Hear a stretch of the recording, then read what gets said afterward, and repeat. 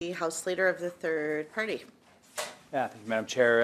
Just following up with some childcare questions. I'm just wondering if we can get some data on how many childcare spaces have been announced by this ministry and how many are operational.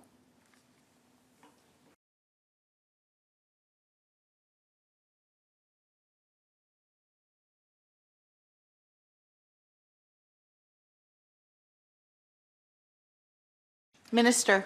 Can I ask a clarifying question? Go ahead, Minister. Thank you. What do you mean? Do you mean new? Just can you clarify for me? Oh, sorry, through the chair. I'm not exactly sure what type of spaces I'm being asked about, so I need a bit more understanding and definition there. Thanks. Thanks, Minister. Member, are you able to clarify a little bit through the chair? Yeah, sure. The government, the ministry has been announcing new childcare spaces, since 2020, been announcing new childcare spaces since 2017. Let's start with just the number 20 from 2020 until now. How many of those new spaces that have been announced, or how many new spaces have been announced, and how many of those spaces that have been announced are also operational?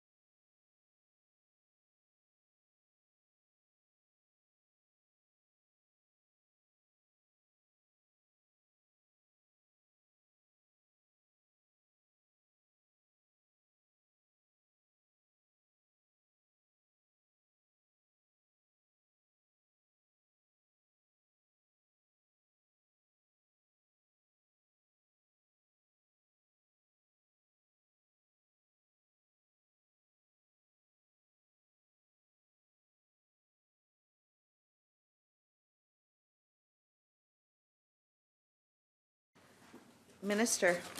Thank you very much, Chair. And through you to respond, since 2018, funding for 34,500 new spaces has been provided through the government's space creation programmes, of which more than 16,000 are operational and the others are in progress. The other number to share since 2017-2018 is that the number of licensed childcare spaces in the province has increased from 111,000 to 146,600, which is actually an increase of approximately 32%. Thank you. Member. Thank you. So let's go with the, let's first start with the number of the 34,500, which is the announced number. How much of, and then the 16,000 are operational. So just slightly under 50% of those that have been announced since 2018 are actually currently operating childcare spaces. How many of the 34,500, how many of each of those numbers are designated for $10 a day spots?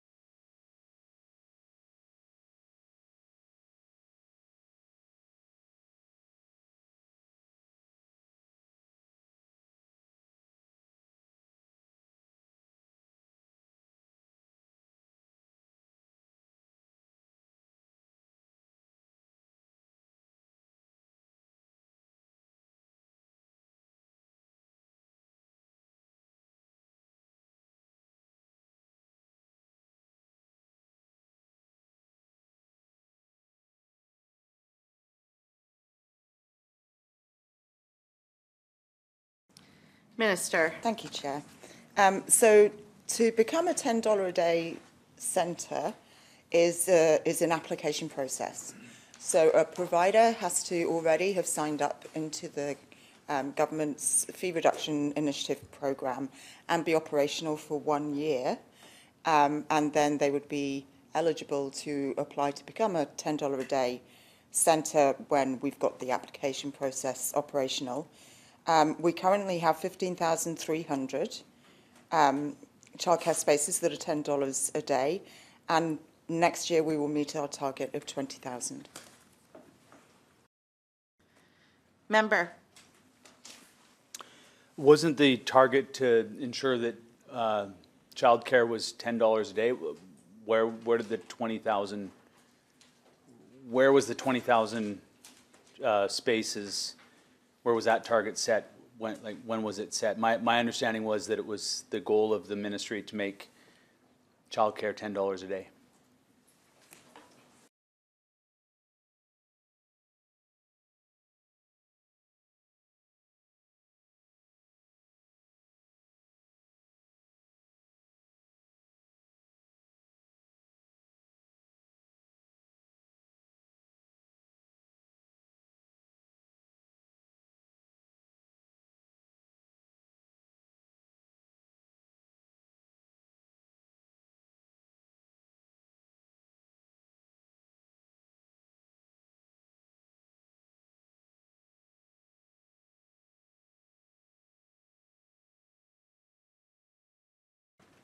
Minister. Thank you, Chair. So I'm just going to read from my mandate letter into the record again, just to just reinforce the vision of $10 a day.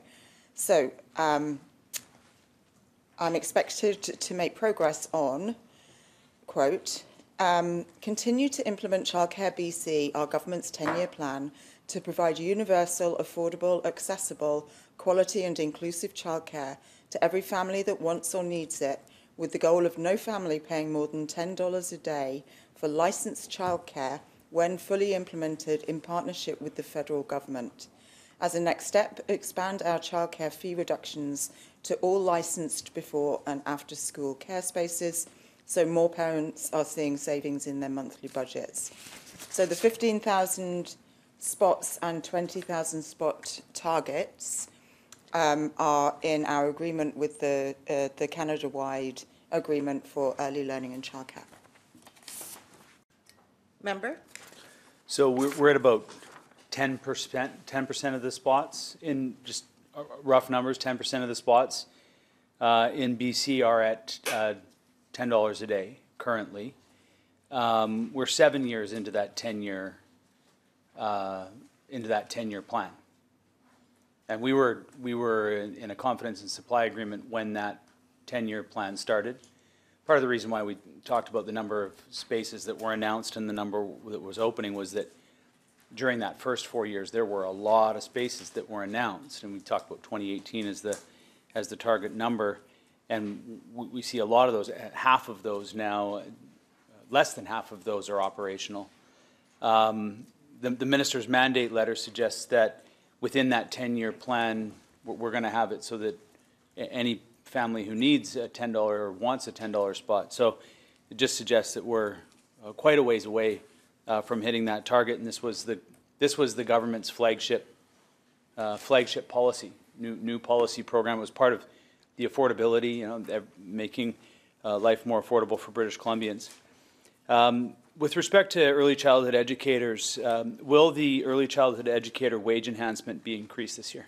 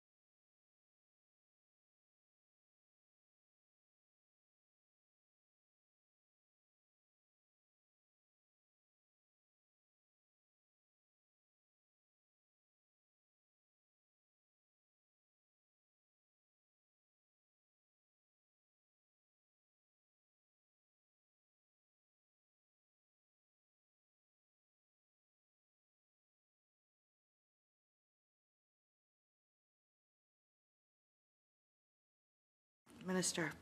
Thank you, Chair. So just to put it on the record with regard to affordability for parents and the government's investment in supporting parents with childcare fees, there are other ways that parents are supported and that fees are being reduced for parents. So the Childcare Fee Reduction Initiative supports over 80,000 spaces for children 0 to 5, with fee reductions of up to $900 a month per child, and 48,000 spaces for school-age kids with fee reductions of up to $145 a month per child. The Affordable Childcare Benefit supports an average of 35,000 children each month, and the Aboriginal Head Start programme supports over 1,700 no-fee, culturally based spaces and is on track to increase to roughly 2,300 spaces by 2025. So you can also combine these programs as well. So for some people, they might not be paying anything for childcare. And for other families accessing these supports, they might be paying $10 a day or less for childcare without being in a $10 a day dedicated centre. So for kids aged 0 to 5 years, the average daily cost of childcare has decreased from $54 a day to $19. And for children up to the age of 12, the average cost has gone down from $45 to $18. So we are making substantial progress towards $10 a day across the whole of the province. It was on January the 1st this year that we did make another increase to the investment in the hourly rate for early childhood educators. So the top up now is $6 per hour for ECEs, and the average hourly wage for ECEs in British Columbia now is at $29 an hour. Member. Thank you. I appreciate that there's been a number of initiatives that the minister outlined. I think it's just important to acknowledge that the promise that this government made, and this is the political side of it, but the promise that this government made in 2017 was to align themselves with the $10 a day daycare plan. And they were very clear, $10 a day. That was the promise. And I can tell you that the people in my riding, the families in my riding, the experience that they have has not been that the commitment that the government made to that program, not a myriad of programs that make up $19 a day. We're 7 years into this 10-year program, as the minister outlined. That's the time frame that's in the mandate letter. So politically, what the government has promised and then what we have been able to administer are out of line, and that's never been realigned. And so I think that it's important to make that connection for British Columbians, because it is true there are a myriad of other ways to bring costs down, but that wasn't what the promise was. The promise was, and there's a whole campaign that the BC NDP at that time completely aligned themselves with. So I think that's important, and that campaign was very happy to have this government align with that very simple message of $10 per day. That hasn't happened yet in my riding, has it? Or for actually the vast majority of people, 15,300 spots in this province at $10 a day. So I think it's just important that we are very clear on that. What is the minister doing to incentivize ECEs for staying in the industry? We hear that the amount that the $6 top-up is still making it very, very challenging for ECEs to be able to afford to live in their communities or near where they work, especially in rural communities. That's very, very challenging. So what is the ministry doing other than the $6 that was just pointed out to incentivize ECEs to remain in the industry?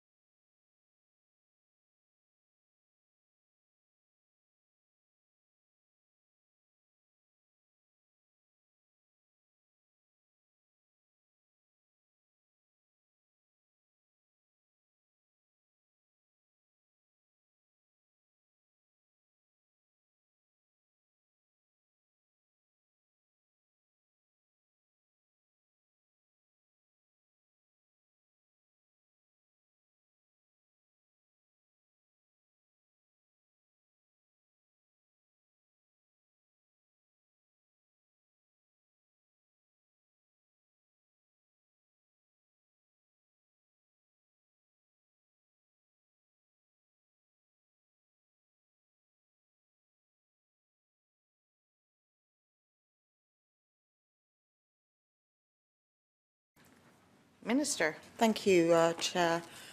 We did make a significant commitment to build a system towards all families being able to access $10 a day childcare.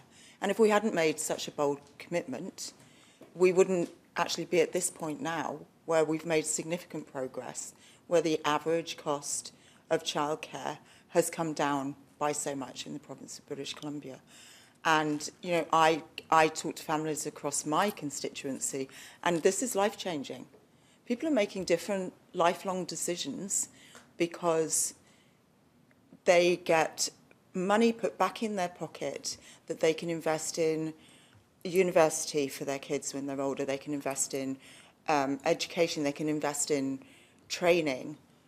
People are making choices to have more than one child because they can afford it. So the measures that we have taken and the results that we are observing for families are really significant, and they're life-changing. And if we hadn't made that commitment and started the work, we wouldn't be where we are now.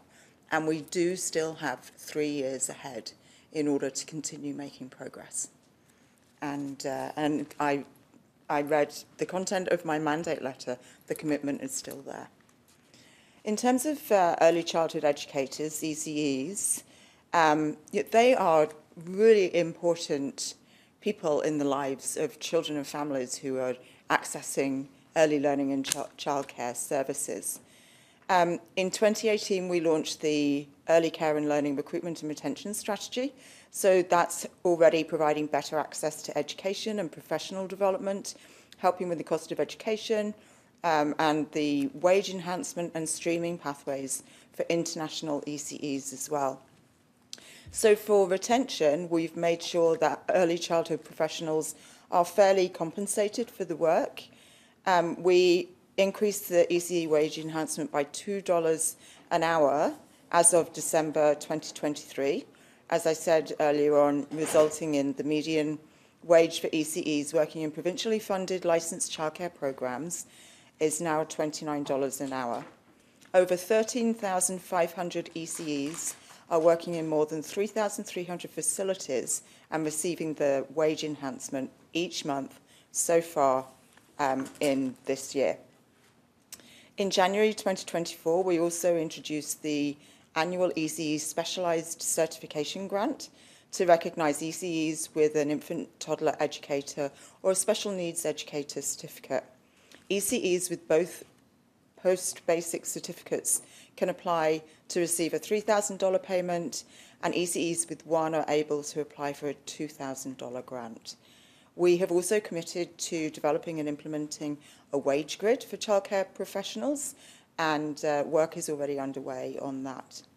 We're also investing in initiatives to provide better access to post-secondary education so that we're increasing the number of qualified professionals working in the field, and to be able to support well-staffed childcare programs, and also therefore reduce burnout and stress for long-serving educators too. The number of active ECE certificates has been trending upwards, increasing by 11% since the end of the last fiscal year. And since 2018, the ECE Education Support Fund has awarded approximately 14,100 bursaries to nearly 7,500 ECE students to help cover the costs of their education. Since 2018, the province has funded over 2,200 new student spaces in public post-secondary ECE programs throughout the province, and as part of the Stronger BC Future Ready Action Plan, 1,300 spaces are being created between 23-24 and 25-26. BC also introduced work-integrated learning programme delivery, currently available at 5 public post-secondary institutions, enabling over 300 students to obtain or upgrade their provincial ECE certification while remaining employed. Finally, we're supporting childcare professionals to pursue ongoing learning and peer mentoring by helping to reduce the cost of professional learning opportunities. Member. Thank you. Thank you, Minister. What is the timeline for BC to implement the wage grid for ECEs that was announced in 2021?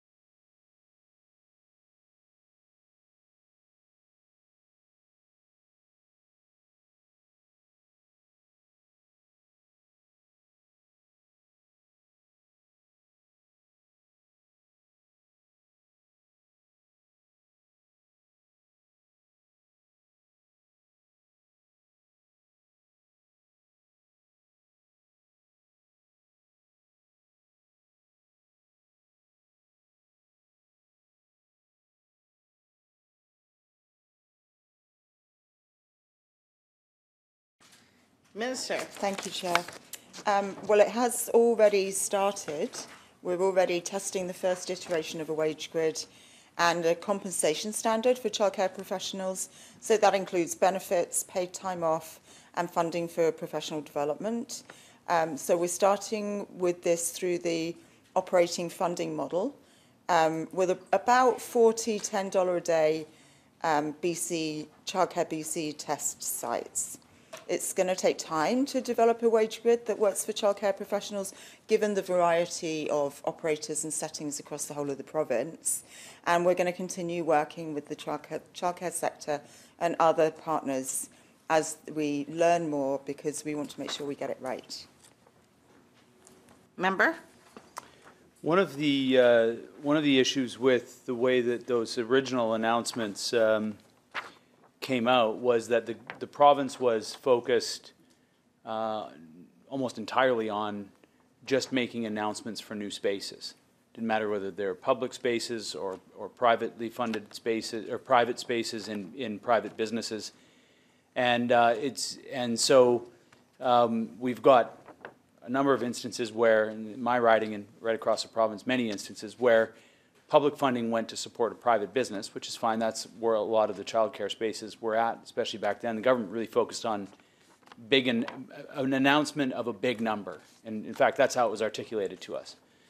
That it was most important to the Premier's office at the time to just announce as many spaces as possible. But now what that's created is, from how it's been articulated to me, is many of those spaces simply cannot meet the thresholds that the ministry has set. So now we've got this situation where we've got, in many cases, the government's funded private spaces. They can't meet the thresholds. They can't bring the cost to operate down enough. But we've got a public and a private, basically a public and a private system, and a promise that the government made that anybody who needs childcare is going to get it for $10 within 10 years, with 3 years from now.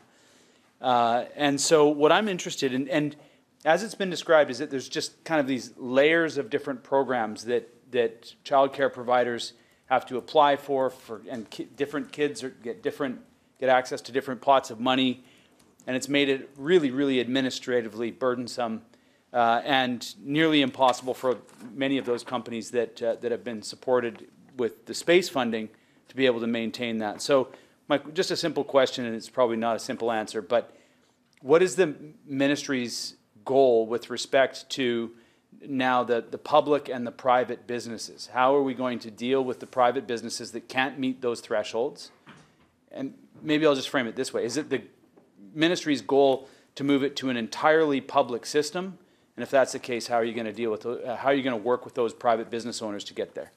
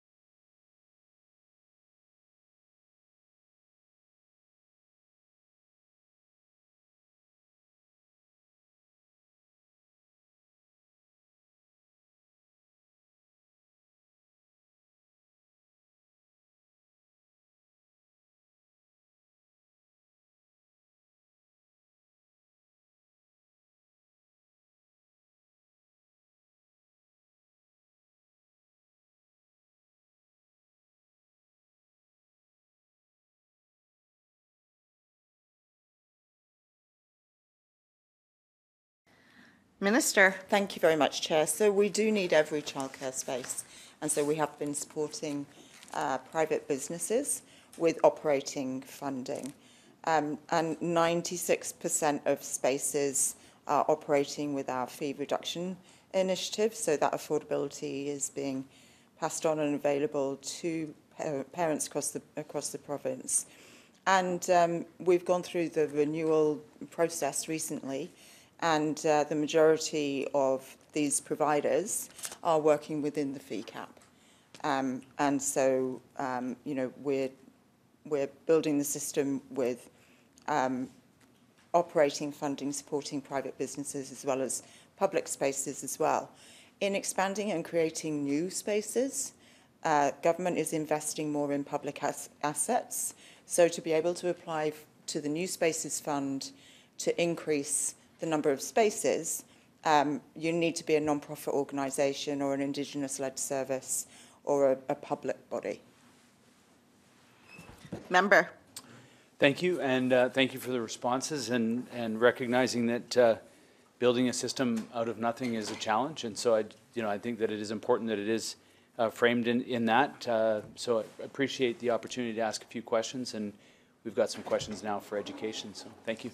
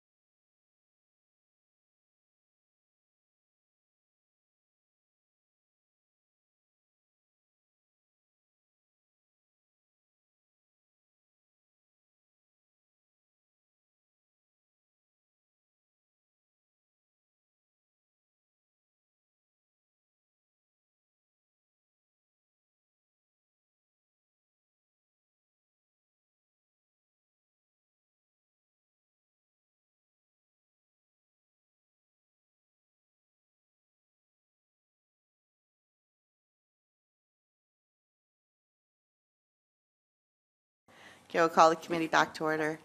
Now recognizing House Leader of the Third Party. Yeah, thank you. I had a similar question to the one that my colleague from Peace River North was asking when I arrived here, just around teacher and EA shortages. And during those questions, the member was asking specifically in the north, and the minister's response was around 500,000 attracting 50 teachers into rural communities. 41 or something, I think, were up north.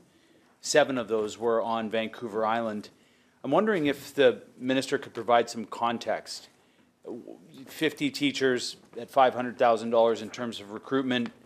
Those are numbers. I'm just wondering what the context of those numbers are. How many teachers do we need? How many EAs are we short? So here, I'll ask, how many teachers are we short and how many EAs are we short across the province?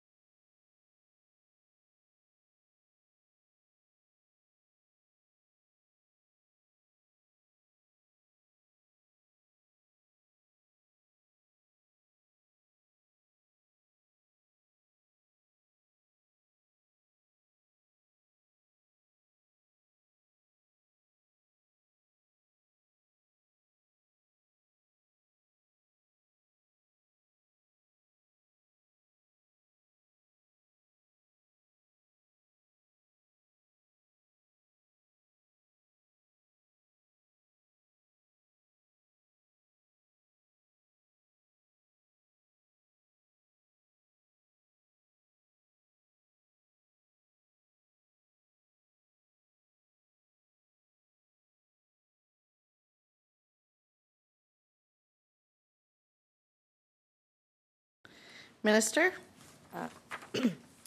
Thank you, Chair. And through you to the member, we know our communities are growing and we are in need of more teachers. Every year, on an average, I think we are short of about 600 teachers and 200 education assistants. Member? So, perhaps I'll just make a statement that what's going to be needed is more than the $500,000 plan to recruit 50 teachers. We need a multi-million-dollar plan to recruit 600 teachers. Those 600 teachers and 200-something EAs are significantly limiting the learning of our children. And so my hope is that that's an urgent activity that's going on within the ministry. How is the classroom enhancement fund being distributed? What's the criteria for that, and how many classrooms benefit from it?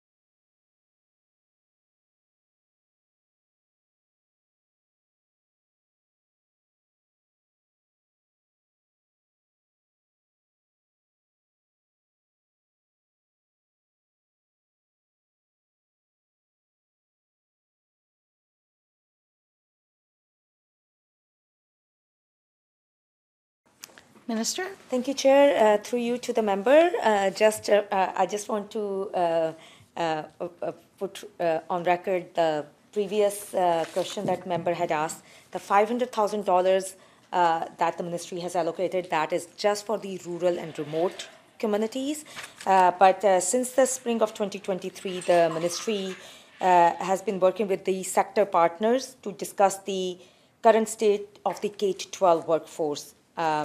And representatives from employer groups, school districts, indigenous organizations, unions, post-secondary institutions, the BC Teachers Council, and government have been involved in a consultation process at the executive level and through working groups to collaboratively develop K-12 workforce plan focusing on 4 areas: attracting and retaining talent through desirable workplace and rewarding careers, offering flexible, accessible, and robust post-secondary education and career pathways, supporting adult well-being and professional growth, and fostering cross-sector collaboration for an agile education system.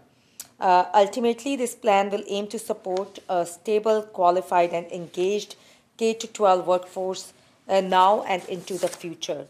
And also, through the stronger BC Future Ready Action Plan, the province is providing $12.5 million to support the recruitment and retention of Indigenous teachers, as well as to boost the recruitment and retention of teachers in rural and remote districts. Initial initiatives include investment to expand teacher education programs that deliver a substantial portion of program online to support accessibility and flexibility.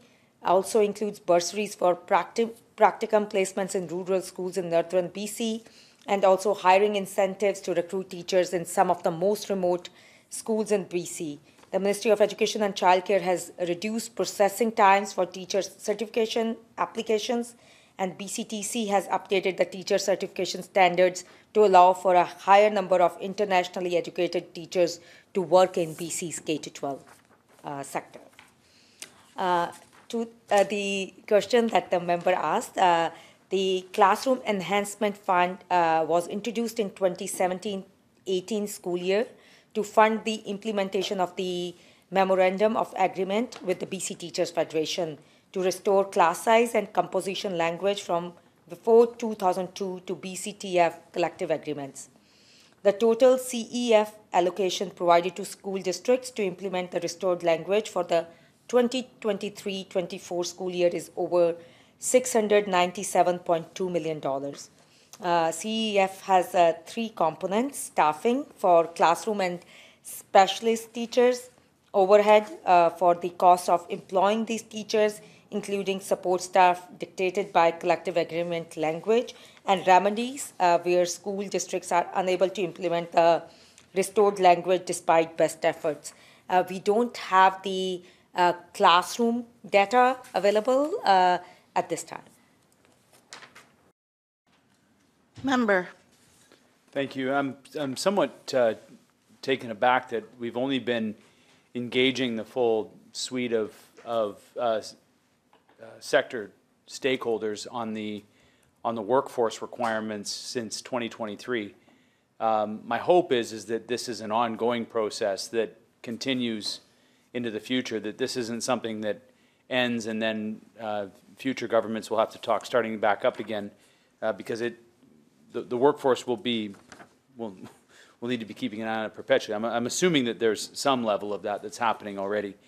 I need to move on because I'm quickly running out of time here, but I need to move on to discuss something that has been consistently brought to me by the school districts in my riding and outside school districts, and that is the operational, the operations and functioning of our school district, how inflation has absolutely hollowed out many of the supports that school districts have, and the funding that school districts have has been spent on inflated costs of everything.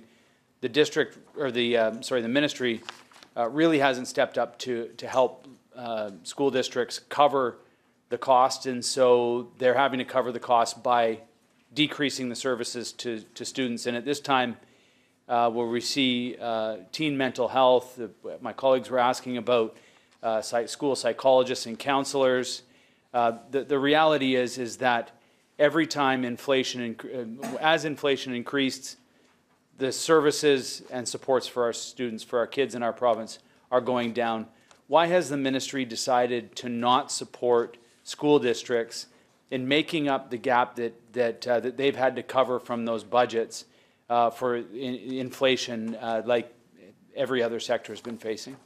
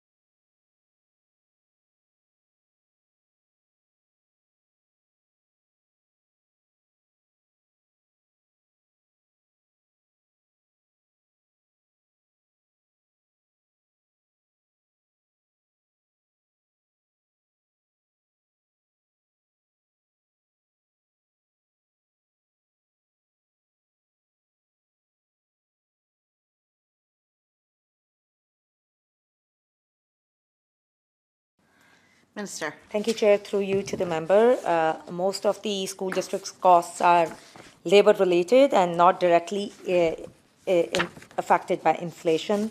The cost of negotiated agreements for teachers and support staff, which account for approximately 90% of school district costs, continue to be funded through the operating grants. The operating grants to school districts, including special grants, are estimated to total almost $8 billion for the 2024-25 school year, increasing by $209 million from last year, and $2.8 billion, or 55% more than 2016-2017. The province has been steadily increasing operating funding since 2017, including special grants Total operating funding per student is now estimated at over $13,000 per student for the 24-25 school year. This is 40% higher than in 2016-2017. It also includes over $70 million this year through Feeding Futures to support the school food programs throughout the province. Member. Yeah, thank you. I mean, it's just really important to highlight how inconsistent this is, the answer is with the reality that I'm shared on the ground. It's just inconsistent. We can, certainly the government is spending more money. The government has not helped, and the ministry has not helped school districts keep up with inflation. So we're losing. If we don't keep up with inflation in a government program like public education is, then we're gonna have that loss felt elsewhere. And where it's felt is in accessibility. So kids, school buses, for example. When I take a look at the school buses for the school district in my riding, every year they get older. There hasn't been any. We're going to get to a point where those school buses aren't operational anymore. When I consider the IT in my kids' school, the computers are old. Many of them are challenged in keeping up with. Many schools are challenged in keeping up with modern technology to be able to meet the needs for students in a rapidly changing environment. So where the inflation increases, school districts aren't able to upgrade their IT. So then kids aren't able to access it. And then we talk about limiting use of personal devices in school. Kids who aren't able to get a computer or get access to a computer at school because there's not computers available, or the computers at school are outdated. Now we're taking away the device. It's the only access. In my kid's school, Google Classroom's being used. So it would be fine to remove the distraction devices if the school education system was keeping up with making sure that every student had access to a computer to be able to do their work on. But where that's not happening, then not only are we limiting, seeing the erosion of IT and resources in school, but now potentially we're talking about limiting access to kids. And it just becomes an equity issue. Those who can afford a computer, they get access to their schoolwork on Google Classroom. Virtually all of my engagement with my son's school is done online now. So without access to good IT, it's not going to happen. Talk about the Learning Resource Center, where we once had collections of books for kids to read. Those are gone now. Those are now spaces where those outdated computers are. So because we've not done something that we've known that we probably should have done for a while, and that's take the public education system and the public library system and match them up and say, here, this would be a great opportunity to provide up-to-date collections by partnering with the local or the nearby library system and giving more space for library systems to store books. We've not been able to overcome the hurdles of organized unions and labor and all of that, so we haven't done it. And so what's happened is my kid doesn't get access to books. The textbooks are outdated. More and more, I don't see my son coming home with textbooks. The resource material's online. That goes back to the IT piece. So we can talk about $8 billion and hundreds of millions and millions here and celebrate and feel like we're accomplishing something because we're barely keeping up. The reality is that school districts that have growing populations, they're able to masquerade the problem. They're able to mask the problem. School districts where the population is stagnating, that's not the case. And it becomes very evident where this funding formula and the government's unwillingness to fund inflation, pretend like inflation is everywhere except for schools, then those school districts are falling behind. And I think that we need to take this seriously. School districts have been saying it consistently to this government, and then what we hear is, oh no, we're doing great. Didn't you know we've spent this money? And so I just think it's really important to note how inconsistent the response from government is with the response from what I'm hearing on the ground. And the desperation from what I'm hearing from teachers in their classrooms and EAs in the classrooms. Just a reminder to members of the standing order. The fact that parents are being encouraged in our school districts to get designations for their children for learning disabilities so that they can get access to educational assistance. And then those educational assistants are not being there to support those kids because they're needed to support kids that have violent outbursts. This is the result of what's happening in our schools. That's not that's not the response from the minister. It's like we're doing great. So it's very frustrating to continue to stand up year after year in estimates, in question period, and raise these issues that we're hearing from our school districts, and then hear from government, we're good. Okay, so we are going to have to wrap up, as the standing orders say 6:15. So, Minister, do you want us at this point to move progress, or would you like to quickly respond? Yeah. No, the Chair, through you to the member, I just want to tell the member the issues that you are raising, very important ones, and that's what the role of public education is, to create equity. When I talk about all these investments, it is like the commitment of the government to fund our school districts, to provide that quality education that our kids deserve. Doesn't mean that everything is perfect.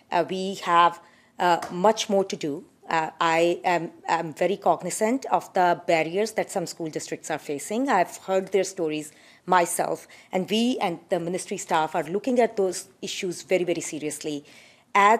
We are funding these education system, but we are looking for much more ways how we can support them.